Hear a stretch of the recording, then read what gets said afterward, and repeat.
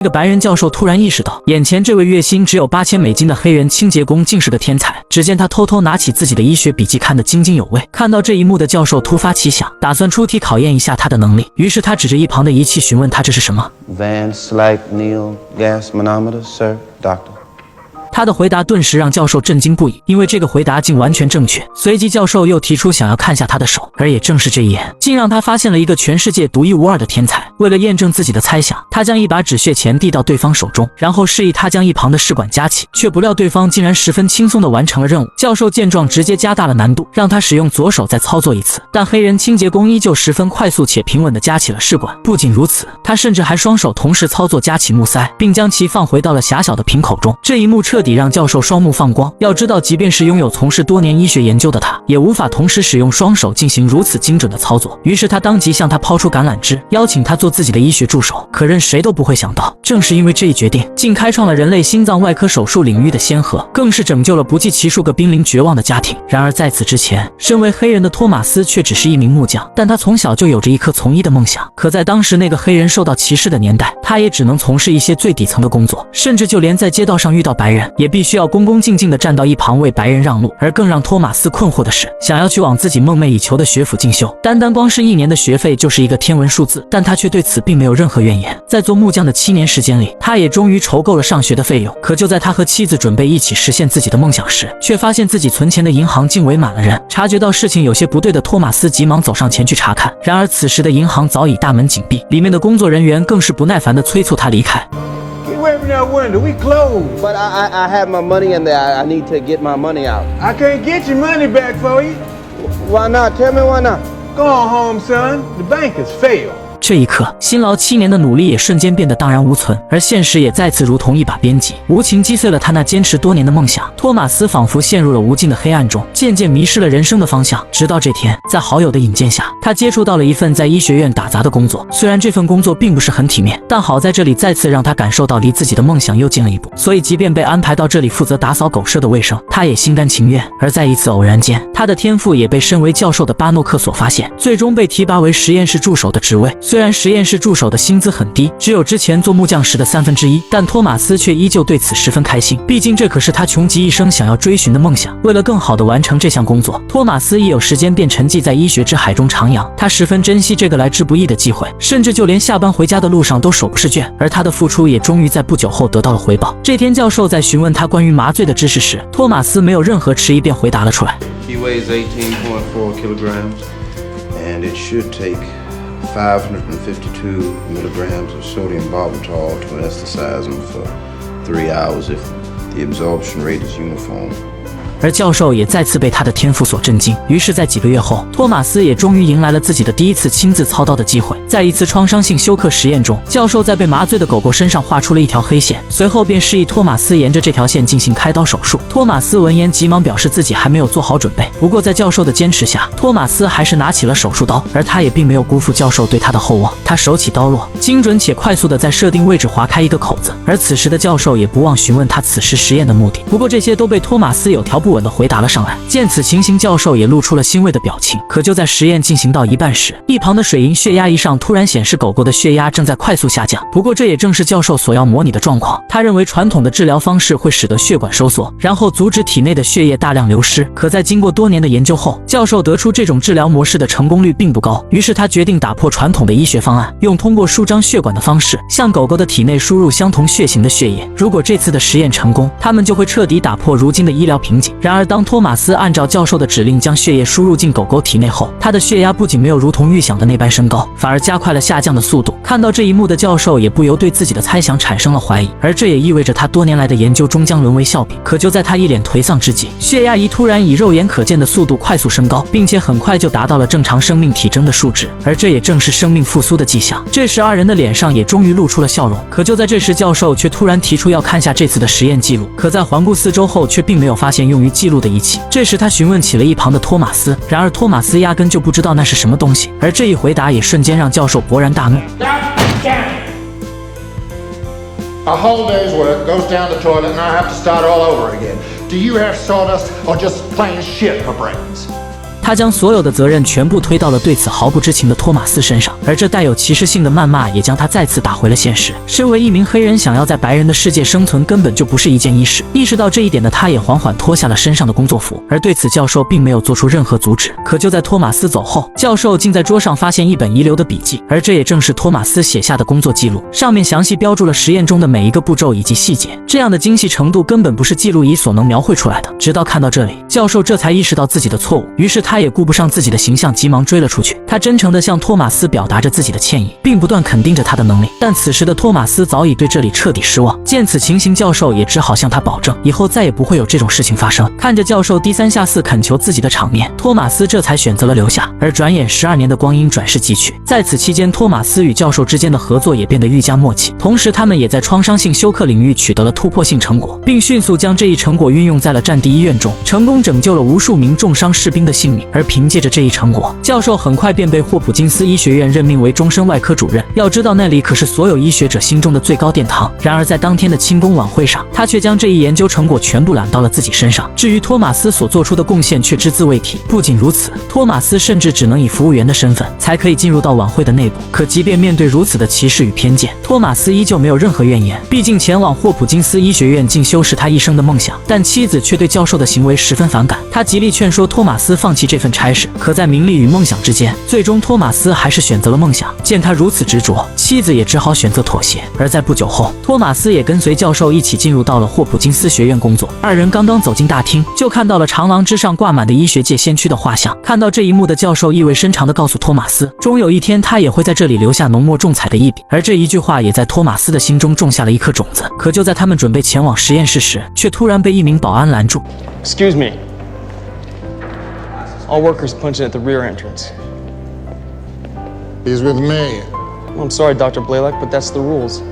见此情形，教授也只好无奈地选择妥协。他和托马斯约定在实验室碰头，而托马斯也终于明白，即便是来到了这里，白人对黑人的歧视依旧没有减少。他心事重重地来到了后门打卡，却再次迎来了黑人同胞嘲讽的谩骂，以及走廊上白人们诧异的目光。刚刚走进实验室，一名白人医生就将他当作成了一名杂工，并十分不客气地让他跑腿为自己去买咖啡。不过好在这里并不是所有人都对黑人有着根深蒂固的歧视。眼前这位名叫海伦的女医生就十分欣赏托马斯的能力，专攻心脏领域的她将托马斯带到了自己的病区。而在这里，托马斯也看到了彻底改变他一生的场景。由于患有先天性心脏畸形，导致肺部供血不足，所以这里的孩子们都必须双手抱膝，只有这样才能缓解呼吸困难的症状。而这种疾病也被称为蓝鹰症，最明显的症状就是他们的皮肤会因为供血不足呈现出全身蓝紫色。这也意味着这群孩子从出生起就被宣判了死刑，因为以当时的医疗技术根本无法攻克这一难题。于是海伦医生便找到了教授以及托马斯，希望他们可以帮助这群孩子重获新生。而教授也没有丝毫犹豫就答应了下来。通过查阅海伦医生的诊断笔记，教授很快就判断出蓝鹰症的原理。正是因为肺动脉上过于狭窄，使得肺叶上的血液供应不足，从而大量废血回流进动脉系统中。知道了原理，接下来就可以制定出合适的治疗方案。可在当时，在心脏上动手术是一件史无前例的事情，更何况婴儿的心脏相比于成年人要更加脆弱。于是为了确保万无一失，他们决定先在狗狗身上复刻出蓝鹰症，然后再尝试解决办法。可一连几个月时间下来，他们的实验却无一例外全部失败，这也让教授第一次感受到了深深的无力感。不过好在托马斯再次给了他希望，在工作之余，他利用自己对机械的了解，独自制作出了一个适用于蓝鹰症患者的呼吸机，这样一来就可以大大提升实验的成功率。看到这一幕的教授顿时露出了难得的笑容，他不由夸赞起托马斯是整个实验室中最可靠的存在。然而现实的托马斯却并没有看上去那么光鲜，多年来微薄的工资收入也让他的生活过得越来越拮据。不得已之下，他也只能在下班后找到一份维修工的工作来补贴家用。妻子不忍看他每天如此劳累，于是便提出想要出去找一份工作帮他减轻一些负担。可这样一来，女儿就没有人照顾。看着如今的窘迫，托马斯也只好不断用安慰的话语来安抚妻子的情绪。然而这天，托马斯在食堂打饭时，却再次遭到了黑人同胞的嘲讽。他不屑地表示，虽然你穿着白大褂，但也只不过是一个和我同样身份的3等员工，甚至自己每周挣的钱也比你要多，所以别认为自己是个什么了不起的大人物。而托马斯却对他口中的3等员工完全不了解，于是他急忙找到了这里的财务询问。在经过一番查阅后，这才发现原来自己在医学院的身份不是什么实验室技术员，而是一个周薪只有16美元的最底层维修工。这一刻，托马斯这才明白，即便自己为了工作付出这么多，可仍是无法逃出种族偏见制度的束缚。直到教授的一句玩笑话，也彻底成为了压倒他信仰的最后一根稻草。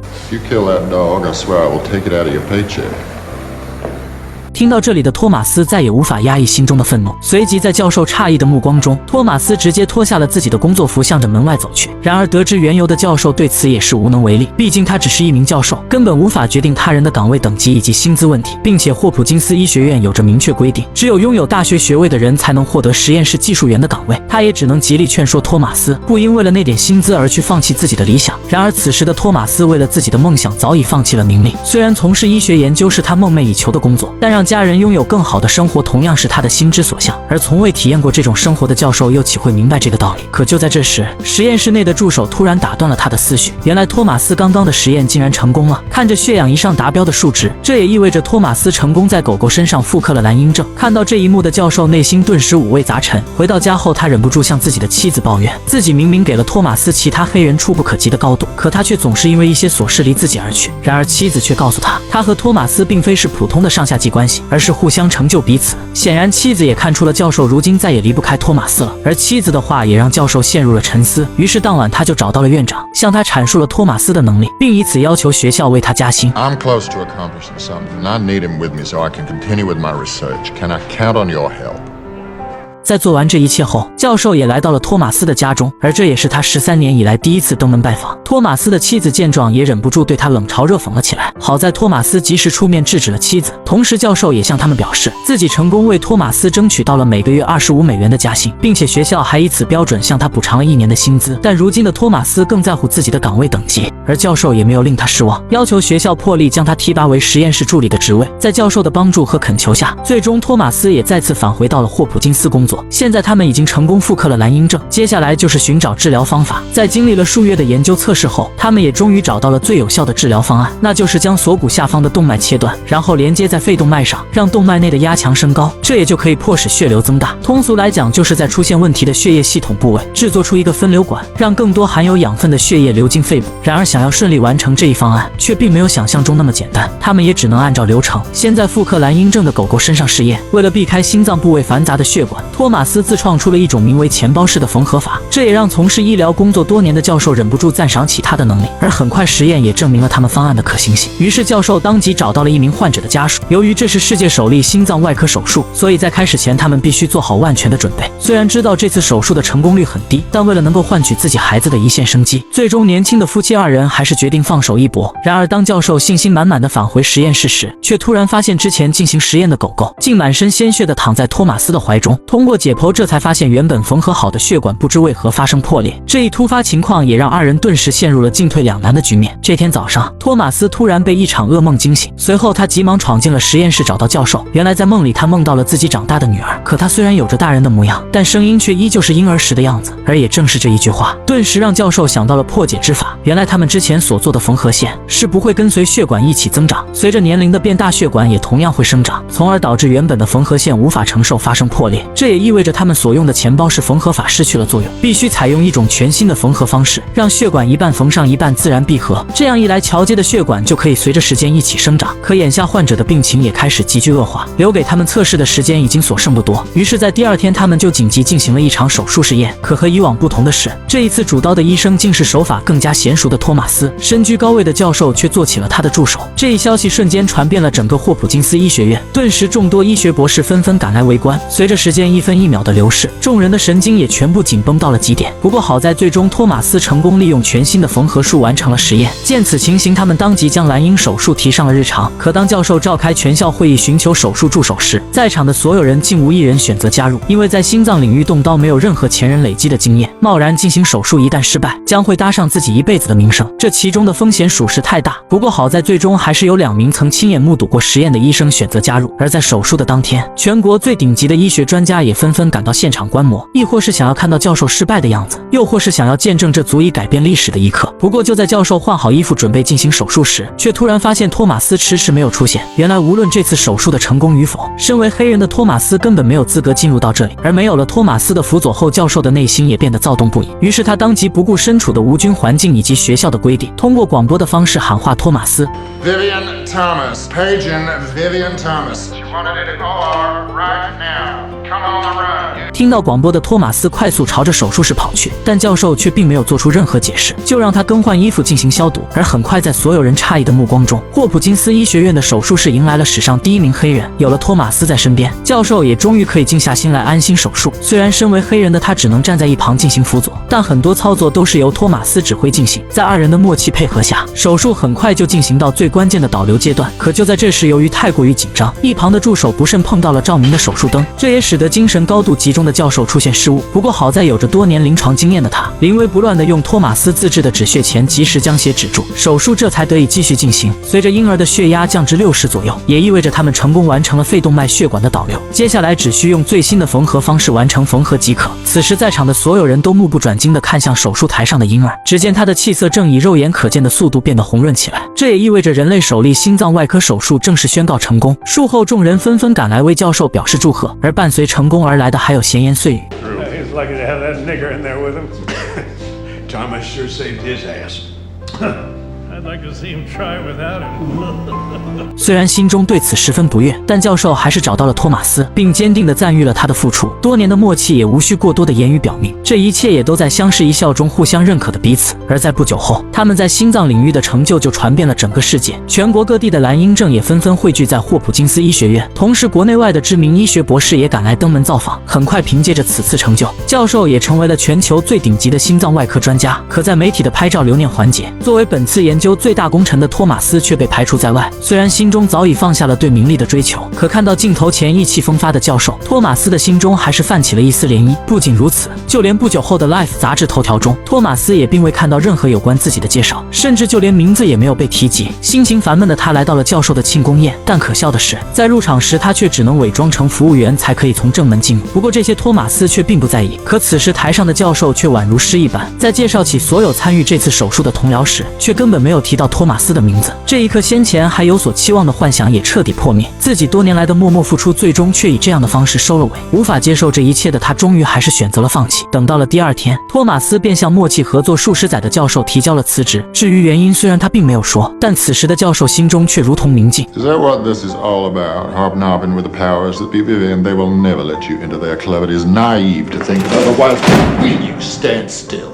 但托马斯心中所想却并非如此。如今他不在意名利，不在意财富，他也知道单凭教授并不能改变那个不公的时代，但他要的却只是教授的一句肯定。虽然他们一起创造了历史，但他却永远无法在这个历史上刻写自己的名字。无论教授如何劝说，但最终托马斯还是义无反顾地选择了离开。随后在几经周折后，托马斯成为了一名籍籍无名的医药代表。为了谋生，他也只能选择这份自己并不喜欢的工作。然而他不知道的是，自己的名声早已通过那场蓝鹰症手术传遍了整个黑人医学界。凭借着这一身份，他也成为了黑人同伴们心中的偶像，因此他的生意竟也变得异常火爆。短短3年时间就拥有了豪车以及一栋数百平米的别墅。彼时的他再也不用为生活的琐碎而担忧，但托马斯的内心却仿佛一直有件未完成的事情在等待着他。一旁的妻子似乎也看出了他不愿剪断的牵挂，在如今生活已然得到保障的前提下，妻子也希望他可以继续去追求自己的心之所向。于是在时隔3年之久后，托马斯再次走进了博士的办公室。往事如风，吹走了过往的恩怨。如今的博士早已没有了先前的锋芒毕露，话里话外都透露出沉稳的气息，而托马斯也没有了对名利和世俗的渴望。现在的他只想留在这个自己日思夜想的殿堂，做着自己喜欢的事情。即便身为黑人的他依旧会受到歧视，并且工资也低得可怜，但这就是他的抉择。而20年的光阴也转瞬即去，在此期间，托马斯也培养出了大批医学博士。虽然并没有上过大学，但凭借着自己与生俱来的天赋以及和教授数十年的默契合作，如今的他也早已成为了其他人口中的教授。虽然这样的称呼并没有得到官方的肯定，但托马斯早已不在乎这些。这天，教授却突然找到了他。如今的他们早已成为了挚友。托马斯推着他行走在霍普金斯的长廊中，过往的点点滴滴也再次浮现在眼前。直到他们来到了一处熟悉的画像前，而画像中的人物正是20年前盛极一时的教授。现在的他也早已实现了当初迈进这里时所立下的豪迈志向。但已到了垂暮之年的他们也不再争名逐利，回首遥望自己的一生。教授突然带着愧疚和托马斯说 You know, Vivian, they say you haven't really lived unless you have a lot to regret. I regret.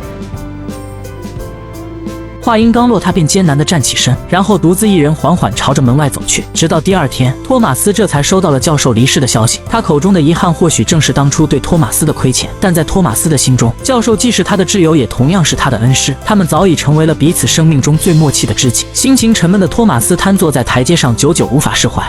这是一个真实的故事。影片中，维安·托马斯为了梦想隐姓埋名，为人类医学做出了伟大贡献。他和巴诺克博士一起开创了心脏外科手术的先河。直至今日，全球每年都会进行超500万例心脏手术。他们联手在人类医学史上留下了浓墨重彩的一笔，同时也挽救了众多濒临绝望的家庭。最终，在人生的暮年之际，霍普金斯医学院决定授予托马斯荣誉博士以及创新进取的科学家称号，来感谢多年以来他为人类医学所做出的贡献，同时也为他专门准备了一幅画像，并将他挂在了教授画像的旁边。他的成功离不开巴诺克教授的知遇之恩，是他将久经失意的托马斯拉回了驶向梦想的轨道，为托马斯黑白的人生描绘出了至关重要的彩色，同时也离不开妻子的默默陪伴。在托马斯最落魄时，他选择了不离不弃的支持；在托马斯摆脱生活琐碎、陷入迷茫之际时，为他指引心之所向的道路。当岁月吹远年华，驻足回首往昔时，我们也终会发现生命中那些润泽心田的存在。当然，我们也不能忽视托马斯自身的努力，是他自己在泥泞的沼泽中下定了改变人生的决心，是他自己在充满荆棘的道路上克服了铺天盖地的困难，也是他自己在无人问津的努力中做出了最长久的坚持。他也曾有过失望，有过不甘，也曾因此3次驶离向往的彼岸，但最终还是选择回到了这片让他心之安宁的净土，只因热爱与名利无关。